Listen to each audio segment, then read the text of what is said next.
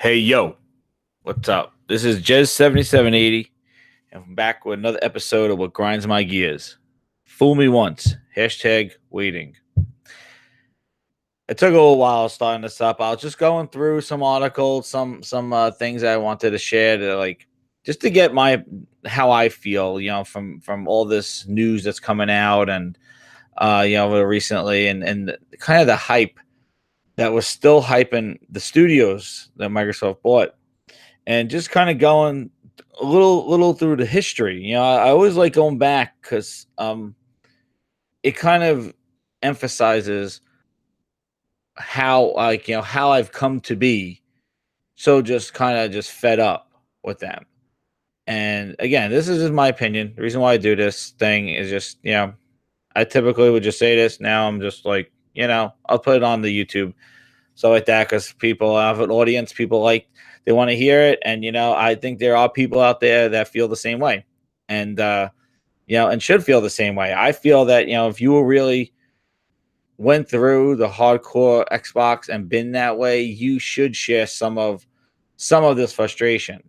Maybe not as much, maybe not as as passionate.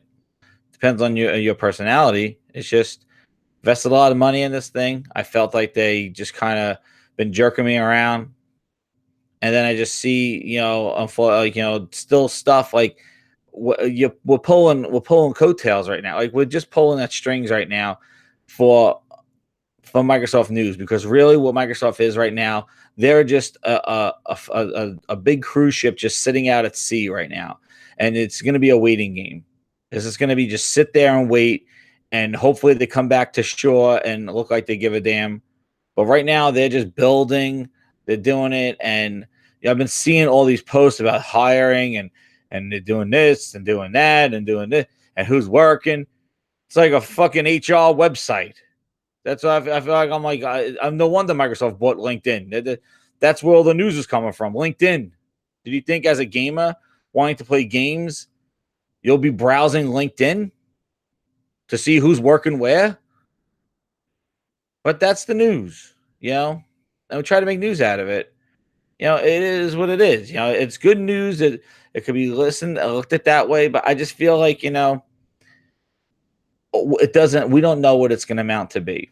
And what I was doing was going back through time and going back and seeing similar types of items where, we thought it was going to amount to something. And we're sitting here years later because we could learn from our past and see what we have as a result of so and so employee working somewhere or so and so studio getting bought.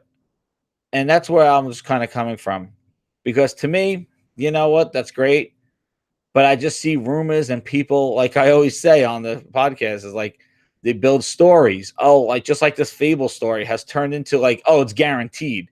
And I always throw out there, until Microsoft says we're making Fable, you never know. And the thing that I feel is that the mentality and messaging that's coming out of Microsoft regarding gaming is really all over the place. It is just get your games on everything.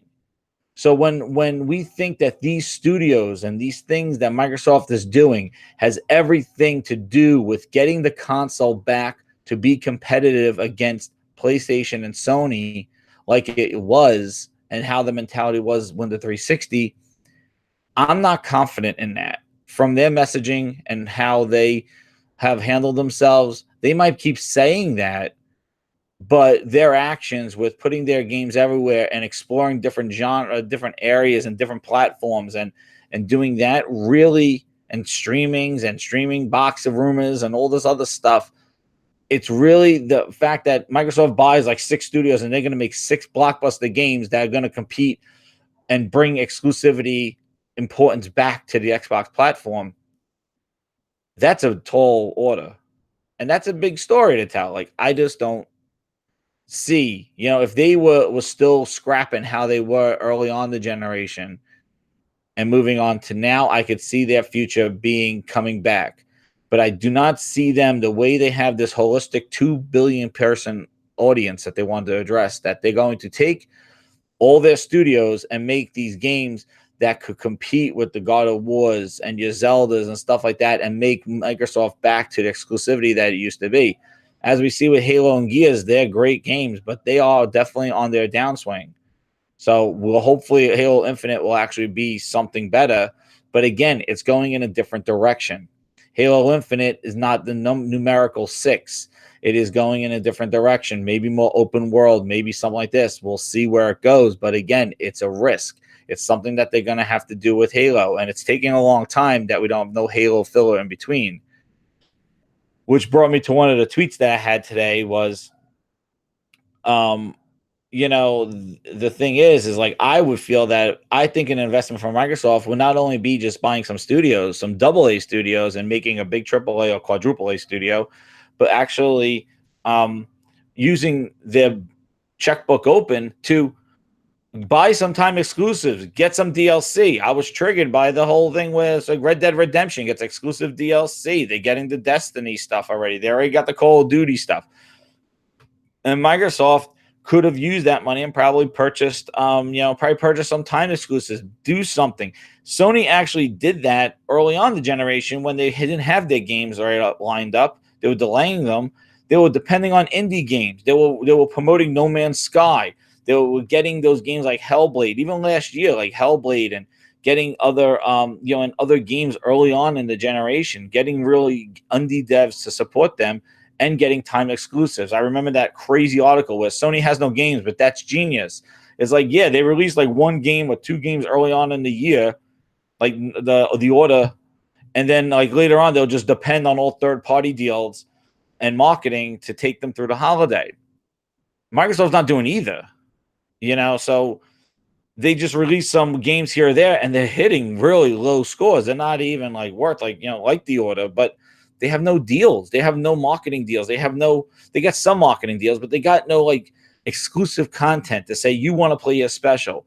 And all they want to say is, oh, play it here best. On a $500 console, that's $100 more than your Pro, and it runs at a bit higher resolution, and the frame rate has really not shown any improvement. Like actually there's the similar frame rate drops because the Xbox is just brute forcing that resolution. It's not optimized for the hardware. And that's what happens when you don't have the mindshare of developers. You get ports. You get a game, your system has most power. Well, it's just going to brute force it and run it as best it could, but has not been optimized for it. And that's one of the issues that you see. You see these frame rate drops and stuff, and sometimes games run better on the S than on the X. So there's a lot of stuff going on where they could use that time instead of buying the studios and buying the stuff and getting actual some time exclusives to pacify the time that we have to wait. But going back to, these studios and the hiring and stuff, I wanted to just share my screen and go through. And, for those that just listening to this, here's some stuff. I'll show you some stuff. Here we go. Screen share this. Do you remember this story? Former Bungie bigwig Joe Staten returns to Microsoft. Yep, he came back in 2014. Whew, 4 years ago. Jesus. 4 years ago. 2014. He left Bungie and came back. Now, Joseph Staten helped write. When we worked at Bungie, he wrote the Halo stories. And he came back. And he came back as, what was it?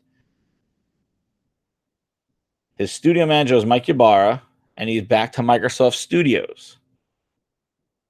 So he came back, and he wasn't working on Halo, but he was a senior creative director, and he's going to help shape franchises. Now, if you remember, I believe they said that he was working, and I forgot to look up that one, on Recore, which we know what Recore's story was. But he came back, and we thought that this was going to be a big thing as Xbox. Like, whoa, Staten's back, 2014. What's going to happen? He's going to make some big, amazing story games, just like what he did with Halo. He's going to do that. And now he's head of the studios. Like, he works with the studios now. So he'll spread his knowledge and his storytelling across all the studios. we're here now in 2018. He's still there. And do we have anything? 4 years later, right? Okay. Then we remember this one. KT Hudson joins Microsoft creative team at Microsoft Studios. Now, this one's a real funny one because we know where Casey Hudson went. He went and he worked on HoloLens, but that was part of Microsoft Studios. And he's a creative director at Microsoft Studios, he was. And he was focusing on the creative direction of HoloLens. Remember that thing? Remember when they were trotting that thing out on stage? Another kind of waste my time bullshit moment. What happened to HoloLens? What happened to the development of HoloLens? What happened to the studios? Sonoda, we know what happened. They went goodbye. Sonoda's group completely dissolved this year, early on this year. And this was, again, 2015 this was. So a year after the carrot of 2014, we got another guy coming to Microsoft, KT Hudson. God, the guy that created BioShock, the guy that did Mass Effect. He wrote Mass Effect. Oh my God, he's a storyteller. He's coming to Microsoft, creative director. What can he make? What is he gonna do? Well, know what he did. 2 years later, he left and went back to BioWare when his shit was drying out over there. But again, we read the article. Since 2000, Casey has led teams in the development of major titles. He achieved both critical and commercial success, giving him one of the most outstanding track records in AAA game development. And now he was a creative director at Microsoft Studios. What amazing things was he going to provide? Even with HoloLens, because at the time, HoloLens was supposed to be this big thing, the future, right? It was supposed to be the future, right? No, fooled me again. He left. Goodbye. We're done with HoloLens. We're done with VR. We're done with all that stuff. All right. Then let's come now to 2015. Now we're going to go back. 2015, in between these two, we have our buddy wearing his Rash shirt. Okay. Let's hear what he has to say.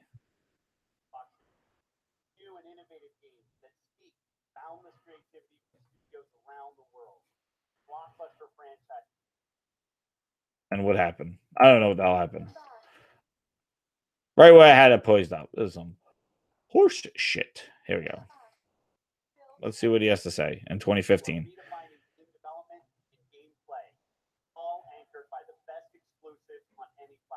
Xbox, only place where you can play Gears of War, Fable Legends, Forza Motorsport 6, Rise of the Tomb Raider, and of course, Halo 5 Guardians all this year. The only place to play. Yeah, because the next year was... It's supported by Xbox Live and our commitment to make your gaming experience better. With an expanded library of games with backward compatibility, new gaming hardware and accessories, access to great games first with EA Access, next generation virtual and mixed reality gaming experience, and access to games in early development with the game program. There truly has never been a better time in Xbox. If you've been waiting to move from your Xbox, now is the time. And that was the end. From there, it went downhill because the next year they talked about PC, and how your game should be everywhere. This was the last time they said the only place to play these amazing games. And then, I did this little thing. I'll show you this little thing I did. I pulled this quote out, right? I'm going to read it. This past year has been a growth experience both for me and the entire team. We've taken feedback, made our products better, and renewed our focus on what's important, our customer. Our mission is to build a world-class team. Work hard to meet the high expectations of the passionate fan base. Create the best games and entertainment and drive technical innovation. As we continue this renewed focus and mission, it will be part of our How I lead the Xbox, a foundational part of how I lead the Xbox program. Strong words, right? Excellent. Let's go. Xbox is coming back. This is coming back. Well, that was from 2014. Okay. It was an Engadget article from 2014 when he came on March 31st, 2014. That's what he said. Yeah, Satya was there. Phil came in. There we go. You say that in 2014. You buy studios in 2018 to hopefully make games for 2020 and beyond. So, this is why. This is 6 years from the promise when he came on. 6. And that would be 2020. That's if they come out in 2020. They're just getting people now. They're hiring. Games take time, he even said. They're hiring. And here, shout out to the guys at Tick Podcast, the Tick Network. The initiative is hiring. Nicholas D, this guy, what's his name? Nicholas D. He was a cool dude. He was following me, then he started unfollowing. He unfollowed me just last week or something. I don't know. Don't know why. Probably just doesn't like facts. I don't know. But anyway, he wrote this article and he just got promotion. He's like, now he's an editor there over at Tech. Congratulations. But he did this and they took this down. This was a post from LinkedIn. So everybody I've been seeing is running around with these guys. The biggest one is Brian Westgard. Worked on God of War 2018 as a lead producer. Yeah, that's the big one because he worked on God of War. Okay, he worked on it. I think he was the producer on it, right?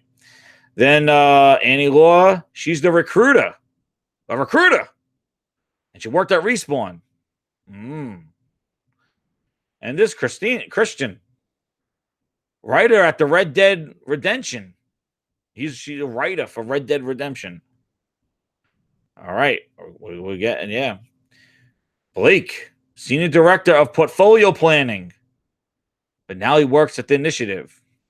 And then Danielle and Lindsay, all from Crystal Dynamics. That's great. But do you know how a game studio runs? It's a lot of people, right? I just can't. And what does that do? We're in August of 2018. They're hiring people now, trying to build this team. Then when they build them, they'll share an idea.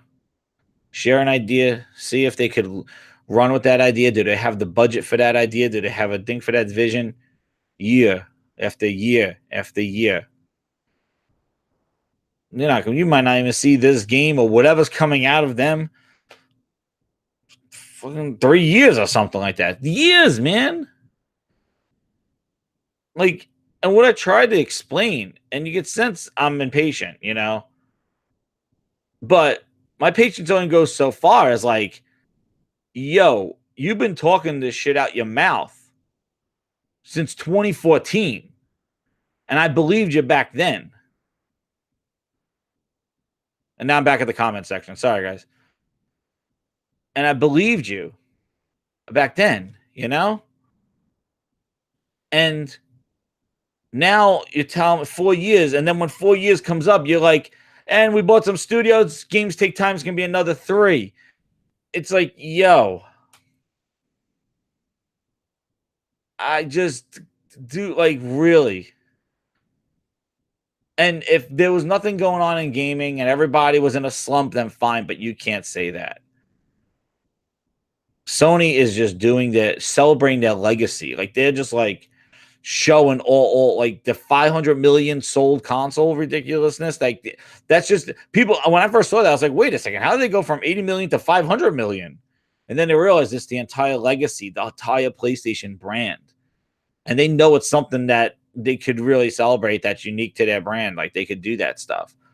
But Nintendo and then Nintendo showing Smash Brothers and the amount that thing is a history lesson in it. That is like a museum of Nintendo and just like amazing games like fighting with each other. That game is like a museum. It's going to be huge. And Microsoft's not going to be part of any of those conversations. And what are they going to say? Well, our game's running at dynamic 4K and not at 1440p, so come buy our console. That's what Microsoft's going to try to carry throughout the holiday this year. That's why they needed timed exclusives. You know, I made this point on Planet Xbox was like, Microsoft didn't have to buy Epic Studios to get Gears of War. They didn't have to buy Respawn Entertainment to get Titanfall 1. They didn't have to buy these studios to get these games. You know? So, like, it's just like, why? Like, you know, they're buying. I'm like, buying is just like what Microsoft does, just throws money at something. And what is that? Oh, the perception is that we're not investing. So let's just throw money at stuff. What are they going to make? I don't know. They'll figure it out. We'll just give them money if they need anything. And I think that's how they run it. Like, they do not run their studios with a direction and an art form. They don't. And you can tell the difference in the games that come out of them. Yeah, all I hear about CFDs is fucking patch notes. And the thing that gave me such a chuckle was they took the Kraken away. Whatever was of the Kraken, they took them gone. Your 5C dicks are not there anymore. Because performance issues. Well, Kraken was working before. Now they're adding content to the game and it's conflicting with the C-Dicks. So they took out Kraken. But for performance issues. That doesn't sound like a visionary. That doesn't sound like a planned, as Mark Woodland says, games as a service. Not that you put content in and it breaks shit and then you take it out and then you're going to come out with patch notes in another 3 weeks that fixes the shit that you just broke.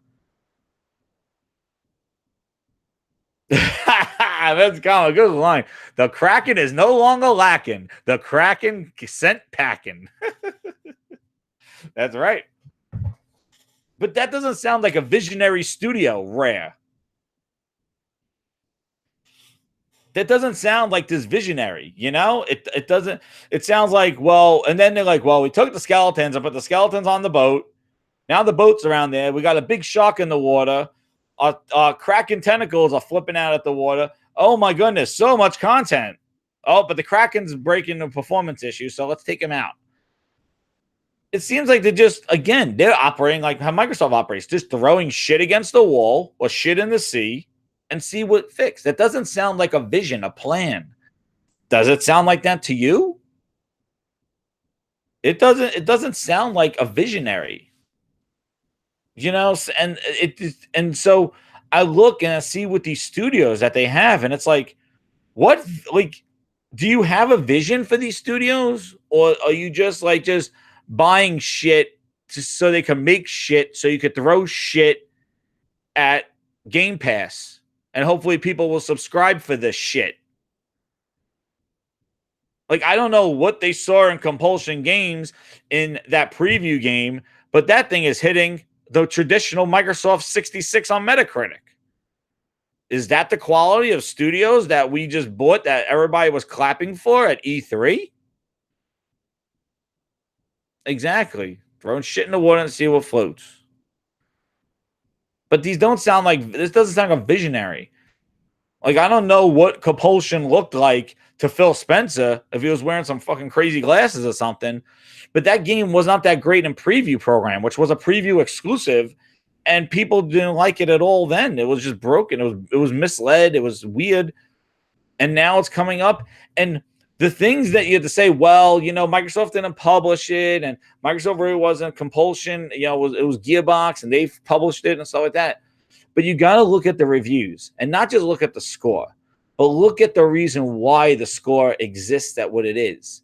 It's a cool idea, but not implemented properly. There's microcosms. There's issues with game design, pacing, animations. all shit. There's issues, and there's technical issues as well, which I don't understand how Microsoft has the superior technical console, and the studios or the games that came out of them, the Sea of Thieves, State of Decay, are like, State of Decay is a technical mess. Sea of Thieves at least was okay, but it didn't have technically content. I know, man. I love that chat. The chat, you guys, you like me, man. We would do those one-line zingers. It's just too easy, right? It's just too easy. I'm going to read some of these zingers right here. You know, throwing shit in the water, seeing what floats. Meds, comma. Somebody's going to have to beat that one. The Kraken's no longer lacking. The Kraken sent packing. Man. There's some good ones here. And he's right. Mark, like I said, I was just going to go through the chat, but Mark, Phil is just stringing gamers along, trots out the same old spiel. Where are the games? Exactly. And then you're going to say, what, Terry Myerson? Yeah, Terry Myerson held everything hostage. Terry Myerson reported to Satya. Phil reports to Satya. The head guy's still there. So the thing is that, and don't kill him with Andy said, they're throwing some good zingers in there. But yeah, like the thing is that how many times are we going to hear the same line? We're not talking he just showed up in January and now we're in August. We're talking March 2014. Holy shit. There's some people there that couldn't even drink back. They were like 18 years old here in Phil Spencer, and now they could drink a fucking beer. Like, 4 years is a long ass time to be saying that I'm making promises, and then these promises don't come to fruition. The checkbook's closed. Now the checkbook's open. Now we're by studios that take 3 years or so to make games. You fucking kidding me? You got how? I just don't understand how you could still support that and believe, unless you are just totally brainwashed by this messaging. Nonetheless, it's not even that they're all in on Xbox consoles. And that's the second part of it. If he was still like the best place to play, like you're playing on Xbox, see how they changed the only place to play. Now it's the best place to play because it's playable on other things, which I don't know how you compare the X to being best over a PC, but unlimited power on that thing. But I just don't, it's not the only place to play. So they have changed over that time.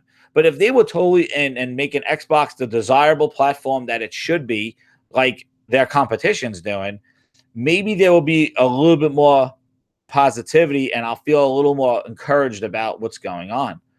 But they have not done that. They are going completely global, or they're going out.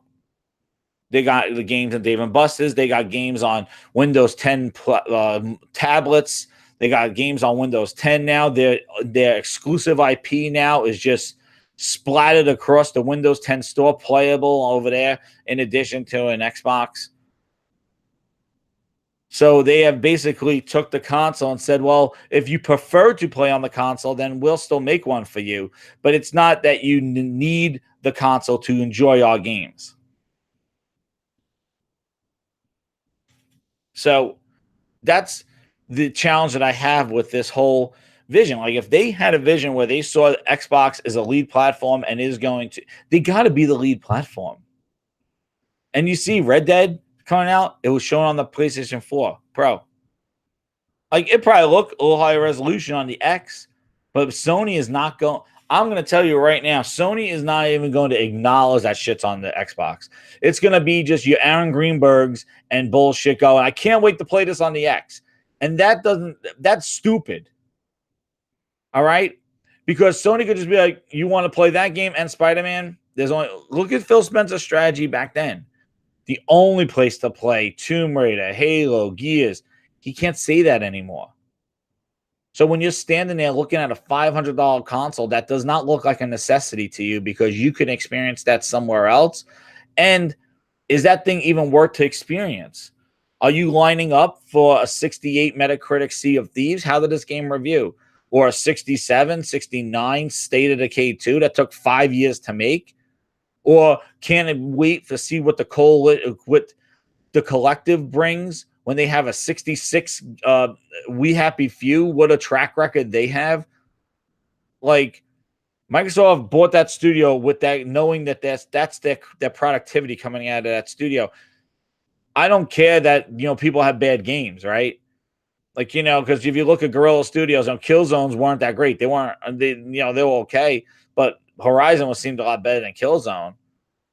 But the thing is that Microsoft bought the studio while this game was in development. Like, bought the studio when they saw that thing. So I don't know what visionary they saw in that game, but it's not a good reputation for a studio. It's like, hey, we just bought that studio. Oh yeah, they just released the game. It's a 66. It's like, oh, it's okay. It's mediocre. And then you go look at their other games, the 66s. It's like, come on. Like, this is just bad games. The quality control is trash. And I said this before. The problem that I have is I don't think Microsoft knows how to run the studios. They can buy the studios, but they don't have to run them. They don't know how to run them. And the other thing that I see too is the games that are coming to the Xbox, the Neos, the Nias, the stuff like that, the Hellblades. Sony got Hellblade for a year exclusive. They wanted to work with that platform. Microsoft didn't see Hellblade and go, we want you to play on our platform. No, they didn't. Microsoft didn't see Heavenly Sword and go, Ninja Theory, we want you to make a game for us. They didn't do that. Instead, they waited for that game to be ported over to Xbox and be like, oh yeah, now we got the studio. And it's like, who's the person that's the visionary? Who's the person that says, I'm out there looking for games for you guys to play, only you guys to play? I don't know who that was. Was that it wasn't Phil Spencer, because you got to realize Phil Spencer was Microsoft Studios, right? He just handled Microsoft first party. He never went out there shopping for games. Like, he was basically running the Halos and Bungies and all that other stuff. Like, I don't believe he wasn't out there basically shopping for games and deals and stuff. Like, that whole thing with whoever made that Titanfall deal, whoever made the Rise deal, like, Microsoft should have made some deals. Whoever made the Quantum Break deal, we should be having those now, at least while they get their studios up together. But the fact that we don't have any of those deals or contract deals, and we're just sitting here saying, oh, let's go to LinkedIn and see what Xbox news we have today.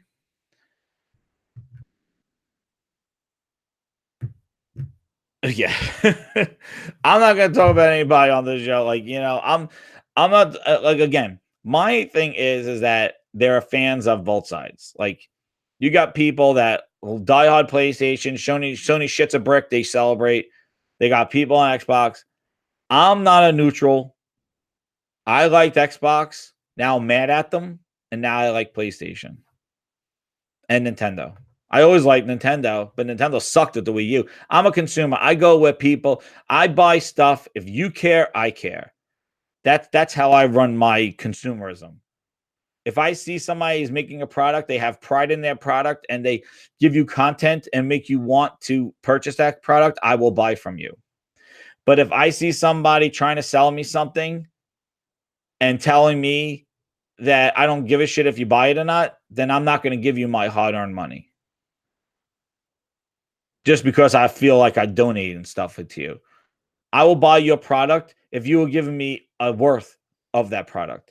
If you're just telling me to buy the product because, you think that I'm just a diehard person, I'll flip us coin. I'll be your best friend, and I'll be your worst enemy. And that's how I roll. Like, that's how I am. Nintendo was great. I like Nintendo with the 64. I like the GameCube. And then all of a sudden, Disney Sports Soccer was all they got. And I was like, you know what? My friends are going playing Unreal Tournament, playing big boy games with Ghost Recon Online. Here I come, Xbox. And then I stayed with Xbox. And they were hungry. They had online. Sony was jerking off with online. They didn't know what the fuck to do. They didn't even know what to do with a hard drive. Then it came like Final Fantasy. But Sony was riding the wave. So the thing is that exactly like a mercenary. The Crew 1985 is this thing. In the console war, you're a mercenary. Give me the better deal, and I'm on your side. You give me reasons to own your product, I will purchase your product. But if you don't give me reasons to own your product, I'm not going to listen to your bullshit and think like, well, you did do a good job 10 years ago. Here's my money. I'll just sit here and stare at it and play the third-party games that are available everywhere else, not the games that make me want your product. Like if you could get the best, if you could get the best thing, if you could get the same game, the same thing at 3 different places, are you going to go to one place only? No. You're going to go whoever has the lowest price, whoever has the better, whatever place gives you the best thing that you want, plus more. So hey, you could play your third party on the Pro. It is the thing is this whole resolution talk. And I'm going to go on this shit. This resolution talk stuff. The Xbox One X is $100 more than the Pro. It is not the same price. The Xbox One and the PlayStation 4 were the same price, and one was performing better than the other. So the narrative changed. It did, because now it's like, well, if you really care about the resolution, you will pay more money. That Xbox and PlayStation for the last 3 years were $300 or $400 sitting there side by side, equals. Price-wise, they were equals. But for some reason, the games ran better, weren't as low resolution on the PlayStation. Whether it was 100p, 80p, 60p, 40p, it didn't matter. There was a difference where if I'm going to spend $300, you're going to get the one that is running the games just a tad better than the other one for $300. Now we have a price discrepancy. Now you got to look at the difference and go, do you want to pay an extra $100 or technically $200 from your base consoles for that better resolution and experience? Resolution now costs money. Before it didn't. So the narrative did change. To me, I cared about the games. I was playing Rise, Dead Rising, Titanfall, Halo, Tomb Raider, Gears of War Ultimate. The games were there. Fuck the resolution. But then the games start drying up. They start talking PC. They want their games everywhere. Then I'm like, oh, well, I'll just get them on PC. Xbox Live is free on PC.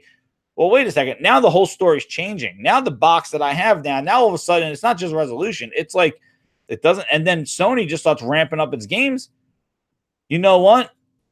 If I'm going to spend $500, I'd rather spend $400 on a Pro and get a whole library of games that you can't play anywhere else as a better investment than to pay $500, get an Xbox One X, and replay all the games I've been staring at for the last 5 years.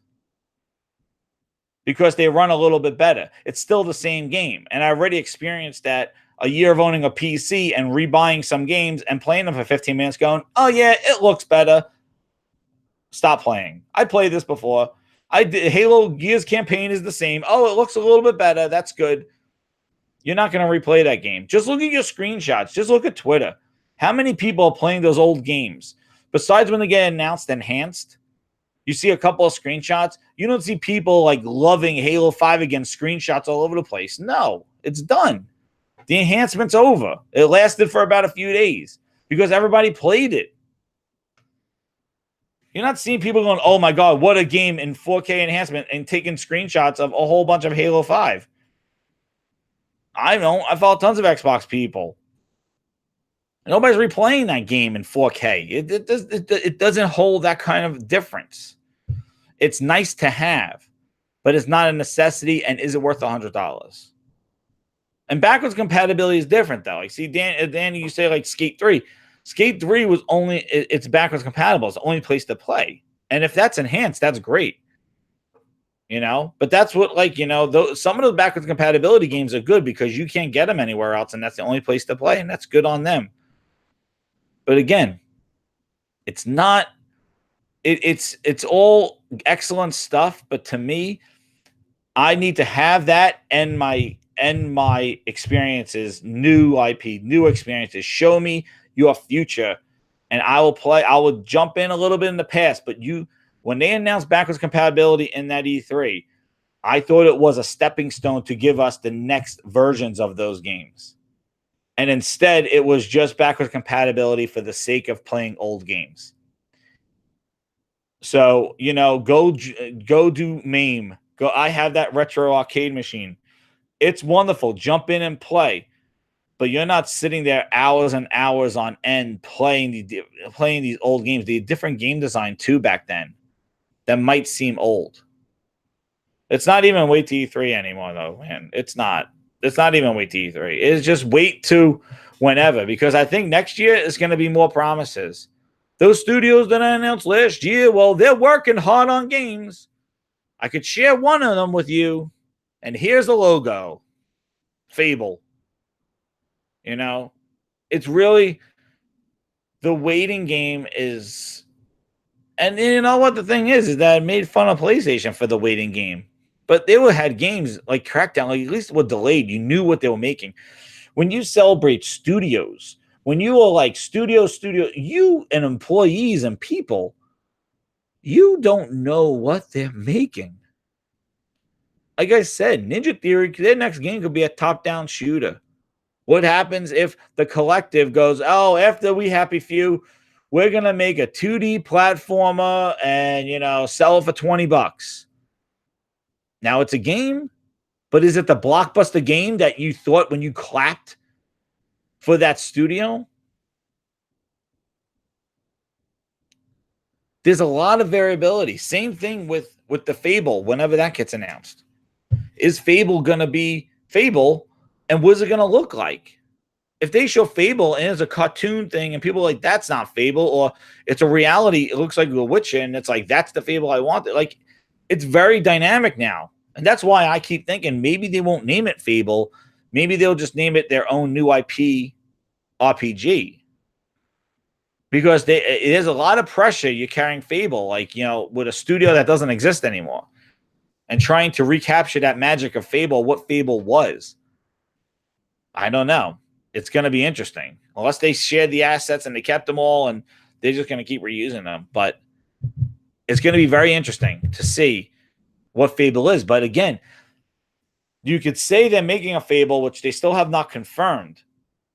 But you still don't know if it is going to be Fable and what it's going to look like. And that's the other, and the services, The services are what it is. Like, they are very keen on making worlds and services and doing that. And another thing that grinds me up is that I feel like they try to shove too much Microsoft into their games. Just make a game. And that's why I find is like, you make a game as an art. And when you treat it as an art form, and you could see the different presentations, as stupid as Sony's presentation was with like those, with all taking people in and doing that, it showed appreciation into the IP, the worlds, and the game is telling a story. And Microsoft needs to learn that. They do that a little bit with Gears of War and Halo, but they need to go on beyond that and show appreciation for their IP. That Phil talked about back in 2014, RIP, a Rare Replay. He was wearing the Rare shirt. In Rare Replay, there's tons of IP that Microsoft could have brought back. They could have used. They could have made these games now. Get a contract. Get somebody making Perfect Dark Remastered. Do something with that IP, especially now in this drug. You're going to go into the holiday with a racing game. It is just insane. Forza Horizon 3 was a good game. All right. 4 looks great, but 4 looks very similar to 3. They should have just went somewhere else. They should have went to Tokyo. They should have went somewhere else, because it's still these open kind of like mountains. It looks kind of similar. They should have done something different. They should have added something else. They should have added motorcycles. They should have added I don't know. They should have flipped it, like made more of it, or maybe have a Hot Wheels area, like expand on that DLC, and now we made Hot Wheels section permanent in Forza. Do like they should have done a little bit. They should have done something more with it. Instead, they turned it into an MMO. So the services took over innovation, I would say, because I would want something more of it. I would have said, "Hey, make it fun. Like, put that Hot Wheels DLC was great. Put the Hot Wheels, make it permanent in Forza 4. Put it in the Hot Wheels section, like a Fantasy Island or something like that. Just have it in there. That had the seasons change or something like that. Or make a stunt track. Put monster trucks in the game, and do like a stunt mode or something like that. Like, add some stuff to it. Let's go. We're Forza 4. Let's go. Like Horizon 4. Let's get some stuff in here. Let's get monster truck. Let's make expansive worlds. Let's do something with it. Put submarines in it. I don't know. Do something else than just giving me the same cars from 3 and saying now seasons change. Oh, okay. Like, I just want more from them. I want games that excite me. I don't want rehashes. I don't want to kind of, we added this and we added services and we added cards like Gears of War. Well, we added bounty cards. It's like, oh, that's wonderful. You know, Halo 5 with AI and stuff like that. That's great. They had those requisition packs, which they threw DLC behind the requisition packs that you had to go and open up more packs to get the new stuff. So they wanted you to eagerly to spend money to buy more rec packs, so you have a chance of getting the new hammer or the new gun or the new thing that they added into the content. So that DLC wasn't just there for you. They hid them behind the packs. So it's just, I don't know. I'm just kind of bummed. I'm just kind of bummed out with them. I'm just fed up. And yeah, it just it is what it is. And I'm just like, I'm like psyched up for a lot. Like, I just look at and with the Smash Brothers thing, and I'm like, it's a shame that I watch the Smash Brothers stuff and I see the Spider-Man stuff, and then even I was watching the what is it, the shit, what the hell is that, the zombie game is coming out, the Basuni Bend. Now I'm drawing a blank, but when I watched that gameplay of not, I keep thinking No Man's Sky. It's like, no, the shit. Well, whatever. We're not tired right now, but yeah, it's just that game. Like, you look at the zombie game and seeing all those crazy zombies on the screen, and then seeing Spider-Man and with all that. Days Gone. That's what it is. I keep thinking No Man's Sky. I don't know why I was thinking No Man's Sky. Thanks. Yeah, Days Gone. And seeing that and going, oh my god, look at those zombies. Look at that. That's something I never seen. Like World War Z stuff, crazy stuff. And then seeing and then seeing Spider-Man and seeing what they're doing with Smash Bros. And I'm just like, I'm excited about games. I'm like, whoa, this is exciting. And then I see on posts and stuff like Rare's update taking the Kraken out because we added skeletons to a boat. And it's like, what the then you look and you see Fix PUBG. PUBG is like, oh yeah, our game is broken, so we're gonna do a campaign called Fix PUBG. They did that game the same day as H1Z1 Battle Royale. It comes out of beta. And I'm playing H1Z1 Battle Royale at 60 frames per second. The game doesn't look amazing, but it has its moments where it looks all right, but it's playable.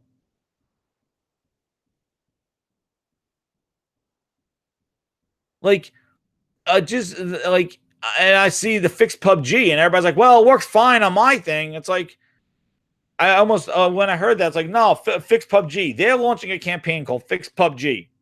I said they should put their shirts in the fucking Xbox store. It looks like the same design anyway. It's a black design with a white frame around it. Fix PUBG. We always hear people saying Fix PUBG is broken. Fix PUBG. Fix PUBG. But then I get people go, it works fine on mine. And it made me think about my cousin Vinny. How long does it take to make grits? I don't know, about 30 minutes, 15 minutes. The grits. And he's like, wait a second. On your stove, it takes your stove to boil water and cook grits shorter than the world can do to make the grits. And he's like, they're instant grits. Oh my God, instant grits. It makes me think like PUBG is saying me, fix PUBG, it's broken. They're doing a campaign, but it works on your Xbox. Like, what?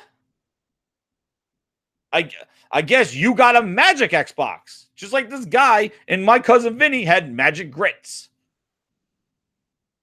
You must have the magic Xbox. That it doesn't work. This shit broken with PUBG. It's a travesty that they take a broken ass game and put it in fucking bundles. They've been doing the PUBG bundle and now they added it to the X since fucking November. November, they've been pointing out this piece of shit and slapping it on the box.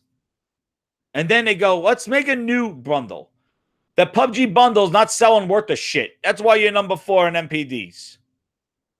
Nobody gives a fuck about PUBG right now. Maybe on console, maybe on PC. Wonderful.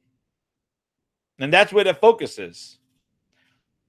But on that console version, that shit's still in preview, still doesn't have a demo, still never had a free play weekend, still doesn't have the trial that all preview games should have. But it's slapped on every fucking console bundle you got out there. It's shady shit. It's manipulative shit. And it's disappointing that that's what they think of their fan base or their Xbox consumer is a fool. They're an idiot.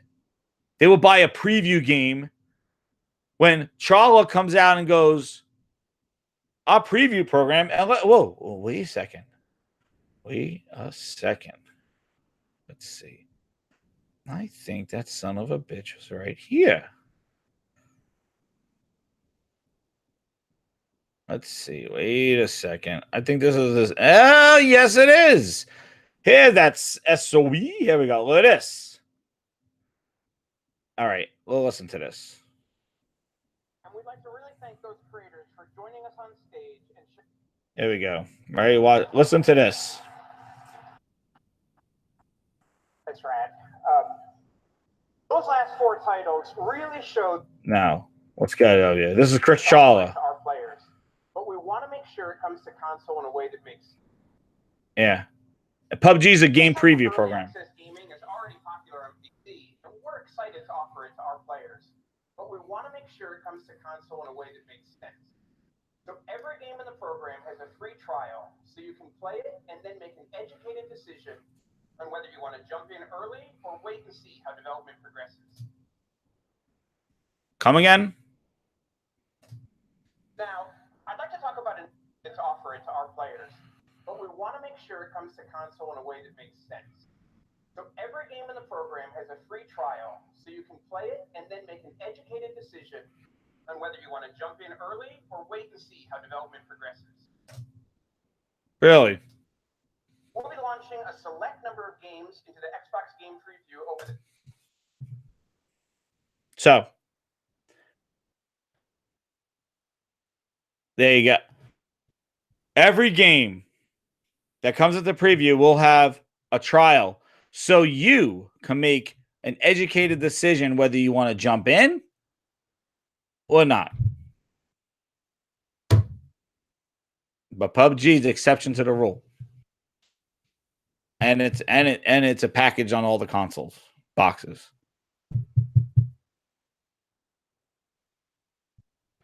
It's a fucking lie. It's bullshit. Fool me once. Fucking lies. They shouldn't even put PUBG in preview, but it was probably so fucking broken they couldn't release it as a regular game. So they had to put preview in it to make that shit to seem like it's still in development. Do you know when it's coming out of development? Who the fuck knows? Who knows? Right? Who knows when that thing's coming out of development? And then you want to see, I want to do, like, who knows when that shit's coming out, right?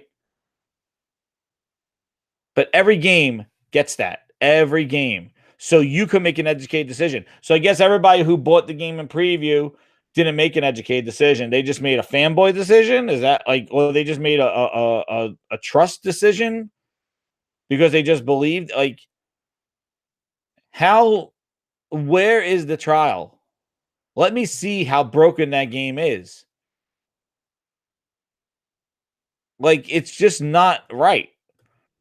It's a preview game. All preview games deserve a trial. When you go into Steam and Steam has you look at their preview games, they have a list of every game in game preview. Like he said, if we're going to do game preview, we're going to do it right coming to console. We're going to do it right. Well, first off, game preview program, you have no direct line of communication to the developer. There's no like chat with developer like that you have in Steam.